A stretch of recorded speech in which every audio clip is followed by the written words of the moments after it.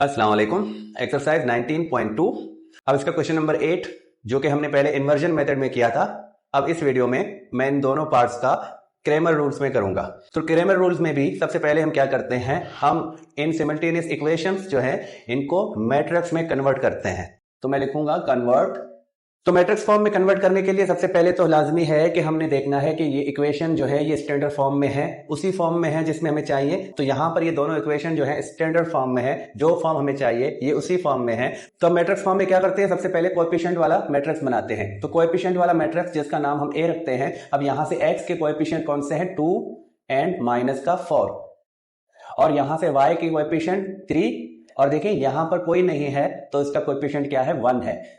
तो हमने इस तरह इनके साइन के साथ रखना है। यहां पर ये माइनस का 4 है तो मैंने माइनस का 4 रखा है। बाकी जो तीनों कोएफिशिएंट हैं वो प्लस के हैं, तो बाकियों के साथ हमने कोई साइन नहीं रखा, तो वो प्लस के माने जाएंगे। अब एक्स वाली मैट्रिक्स में क्या करना है, ये वेरिएबल वाला मैट्रिक्स है जिसमें एक्स और वाई का कॉलम मैट्रिक्स ऐसे बनाना है।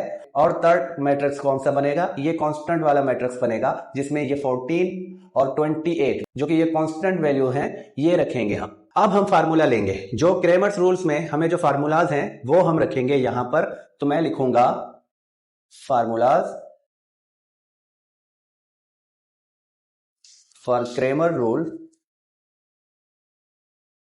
अब ये क्रेमर्स रूल के फार्मूलाज हैं। अब देखिए यहां पर क्या है, यहां पर ए मैट्रिक्स है और ये डिटर्मिनेंट में है, तो ए का डिटर्मिनेंट फाइंड करना है और यहां भी ए का डिटर्मिनेंट फाइंड करना है। लेकिन यहां पर ए के साथ एक्स लगा हुआ है और इसका भी डिटर्मिनेंट फाइंड करना है, और यहां ए के साथ वाई है और इसका भी डिटर्मिनेंट फाइंड करना है। तो हमें यहां पर सबसे पहले अब क्या करना है, ए एक्स वाला मैट्रिक्स बनाना है और ए वाई वाला मैट्रिक्स बनाना है। ये दोनों मैट्रिक्स हमारे पास होंगे तो हम इन तीनों के डिटर्मिनेंट निकालेंगे और फिर डिटर्मिनेंट का इस तरह डिवाइड करेंगे तो हमें एक्स और वाई की वैल्यू मिलेंगे। ये है क्रेमर्स रूल।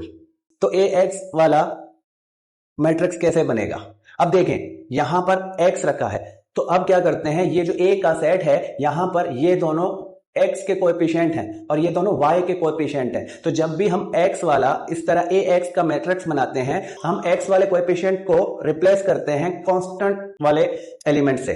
तो यहां पर जो ये कोएफिशिएंट है 2 एंड -4, तो यहां x वाले वैल्यूज को मैं रिप्लेस करूंगा। मैं 2 की जगह 14 लिखूंगा और मैं -4 की जगह 28 लिखूंगा। तो ये 14, 28 और y की जो वैल्यू है 3 एंड y, ये y के कोएफिशिएंट है, तो y के कोएफिशिएंट को मैं ऐसे ही लूंगा और इनके साथ रखूंगा। तो ये बनेगा ax का मैट्रिक्स।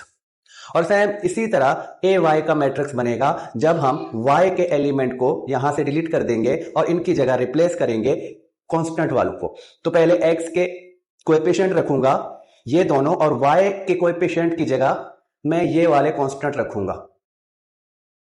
तो इस तरह ये बनता है ए वाई का मैट्रिक्स। अब इन तीनों का हमने डिटर्मिनेंट लेना है, ए मैट्रिक्स का, ए एक्स मैट्रिक्स का और ए वाई मैट्रिक्स का।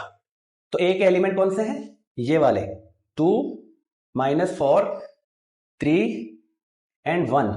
तो अब इनका हम डिटर्मिनेंट लेंगे और डिटर्मिनेंट का फार्मूला क्या है, हम क्रॉस मल्टीप्लीकेशन में इस वाले को इस वाले के साथ और इसको इसके साथ मल्टीप्लाई करेंगे और दोनों के दरमियान में माइनस का साइन रखेंगे। तो 2 1 को मल्टीप्लाई करता हूं मैं ऐसे, और माइनस के साइन देने के बाद दूसरे ब्रैकेट में इनका मल्टीप्लाई। तो अब इनको सिंप्लीफाई करूं तो यहां पर 2 मिलेगा, यहां माइनस फार्मूले वाला, और यहां से मुझे मिलेगा माइनस का 12। तो 2 माइनस इंटू माइनस प्लस का 12, और इन दोनों को प्लस कर दूं तो ये बनेंगे 14। तो इस तरह ए डिटर्मिनेंट हमें मिला है वो 14 है। और नेक्स्ट में हम क्या करते हैं, अब हम ए एक्स वाले का डिटर्मिनेंट लेंगे। तो ए एक्स वाले मैट्रिक्स के एलिमेंट कौन से हैं, 14, 28, 3 एंड 1। तो इसका डिटर्मिनेंट निकालते हैं।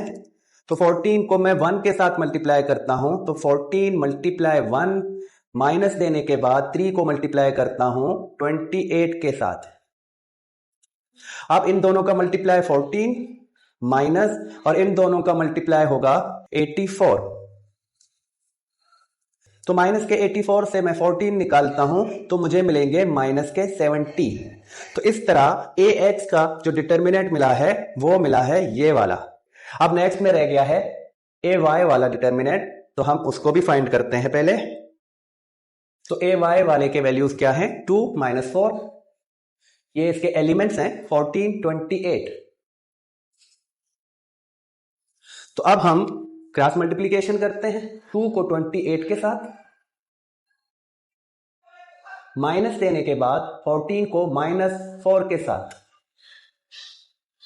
इसको सिंप्लीफाई करते हैं तो यहां पर 56 बनेगा। 2 को 28 के साथ मल्टीप्लाई करेंगे तो, और माइनस रखूंगा ये वाला। अब यहां से भी मिलेगा 56, लेकिन ये भी माइनस का मिलेगा, तो मैं इसको ऐसे ब्रैकेट में रखूंगा और यहां पर 56 लिखूंगा, माइनस इंटू माइनस प्लस, और ये होंगे 56। इस तरह इन दोनों को प्लस कर दूं तो ये होंगे 112।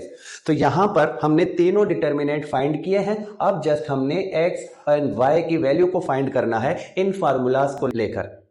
तो ये x वाला, अब हम x के जो वैल्यूज यहां पर ए एक्स वाले डिटर्मिनेंट की जो वैल्यू बनी है वो बनी है ये वाली, तो हम 70 माइनस का लेंगे और ए डिटर्मिनेंट हमारे पास है 14, और इनको सिंप्लीफाई करेंगे। देखिए 14 का टेबल 70 के लिए 5 टाइम, तो इसका रिजल्ट क्या मिलेगा, x is equal to minus का 5, यहां पर माइनस है और 70 को मैं 14 से डिवाइड कर दूं तो मुझे रिजल्ट मिलेगा -5 का।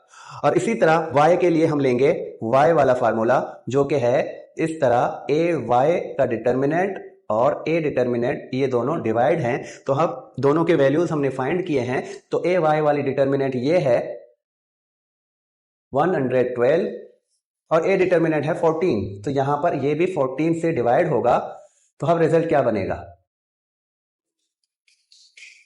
देखें 14 का टेबल 112 के लिए 8 टाइम पढ़ेंगे तो 112 मिलेगा। इस तरह हमारा x एंड y की वैल्यू हमने फाइंड किए हैं। तो x is equal to -5 and y is equal to 8। तो अगर सॉल्यूशन सेट की बात करें तो मैं इसको ऐसे सॉल्यूशन सेट में लिखूंगा, पहले x की वैल्यू कॉमा देने के बाद y की वैल्यू। तो ये होता है क्रेमर्स रूल। देखिए कोई भी मुश्किल नहीं है, आपने एक दफा देखा तो मेरे ख्याल में अब बार बार आपको अगर इक्वेशंस मिलेंगे तो आप इस वाले मेथड को आराम से फाइंड करेंगे, क्योंकि यहां भी वही डिटर्मिनेंट है जो आप बार बार इस एक्सरसाइज में करते आ रहे हो। बस यहां पर ए एक्स का मैट्रिक्स बनाना है, तो एक्स के जो कोएफिशिएंट हैं उनको डिलीट करके उनकी जगह कांस्टेंट के वैल्यूज रखने हैं, और इसी तरह ए वाई के जो मैट्रिक्स में वाई वाली वैल्यूज को हटाकर उनकी जगह कांस्टेंट वाले वैल्यूज रखने हैं। और इस तरह हमें 3 मैट्रिक्स मिलेंगे, ए एक्स, ए वाई, और तीनों का हम डिटर्मिनेंट लेंगे, क्योंकि हमें यहां पर फार्मूले में डिटर्मिनेंट की जरूरत है। तो डिटर्मिनेंट जब हमें मिलेंगे तो हम एक्स एंड वाई के डिटर्मिनेंट को ए डिटर्मिनेंट के साथ डिवाइड करेंगे, तो हमें एक्स एंड वाई की वैल्यू मिलेंगे। अब इसका पार्ट 2 है, वो भी करते हैं, और यही मेथड है, कोई मुश्किल नहीं है, जस्ट वही डिटर्मिनेंट वाला काम है। तो यहां पर जो पिछले वीडियो में हमने इन्वर्जन मेथड किया था वो थोड़ा सा लेंदी मेथड है, लेकिन ये जो क्रेमर रूल है ये इतना लेंदी मेथड नहीं है, इसको हम आराम से कर पाएंगे और अच्छे से कर पाएंगे और कम टाइम में कर पाएंगे। तो अब पार्ट 2 की तरफ चलते हैं। अब ये पार्ट 2 है और इसके लिए भी क्रेमर्स रूल ही यूज करने हैं। और सबसे पहले यहां पर हम देखेंगे कि ये जो सेकंड वाला इक्वेशन है ये स्टैंडर्ड फॉर्म में नहीं है, उस फॉर्म में नहीं है जो हमें चाहिए, तो हम इसको रीअरेंज करके उसी फॉर्म में लिखेंगे जो हमारी जरूरत है। तो मैं लिखूंगा रीअरेंज,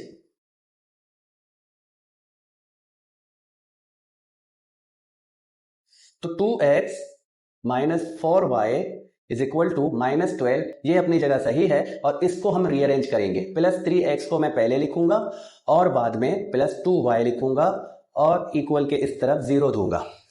अब हम नेक्स्ट स्टेप क्या करेंगे, अब हम कन्वर्ट करेंगे इनको मैट्रिक्स में। तो कन्वर्ट, तो मैट्रिक्स फॉर्म में कन्वर्ट करने के लिए सबसे पहले ए वाला मैट्रिक्स बनाएंगे जो कि कोएफिशिएंट का मैट्रिक्स होगा।